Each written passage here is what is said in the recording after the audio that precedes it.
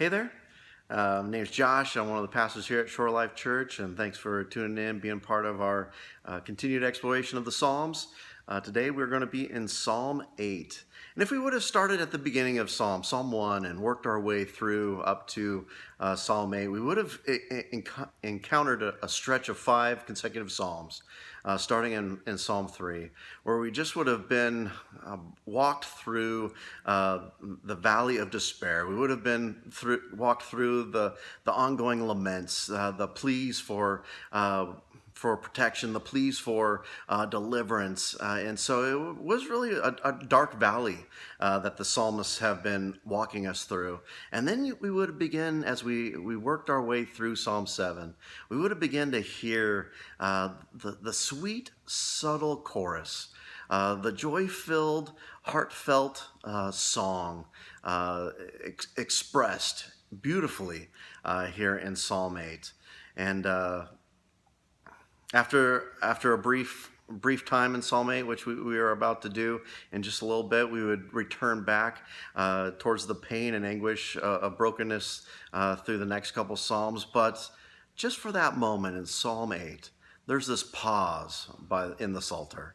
There's this pause, and so I'm going to invite us all to just pause for a moment, to despite the darkness and suffering that might be going on in your world at this time, I'm just going to ask you to pause and to sit in the true beauty of this psalm, to sit in the awe-inspiring, as the psalmist writes about God's amazing power, to sit in the awesomeness described in this psalm. So if you would, as we read Psalm 8, I just invite you at this time to close your eyes. Allow God to bring the pictures to light as I read this psalm to us. O Lord, our Lord, how majestic is your name that fills the earth. Your glory is higher than the heavens. You have taught children and infants to tell of your strength, silencing your enemies and all who oppose you.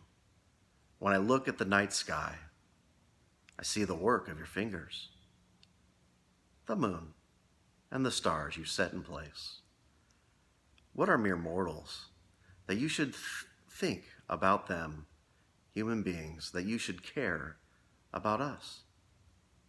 Yet you made us only a little lower than yourself, God, and crowned us with glory and crowned us with honor.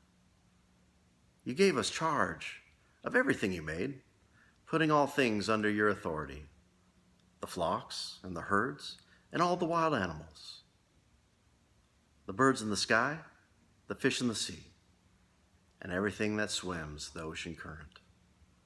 O Lord, my Lord, your majestic name fills the earth. Go ahead and open your eyes. Friends, I pray that this psalm would put in your heart a hope that God's power, his awesomeness, his glory is in your life and it is active. I pray for God's provisions this week, and I know that he will give you your daily bread. God bless you until we see each other again.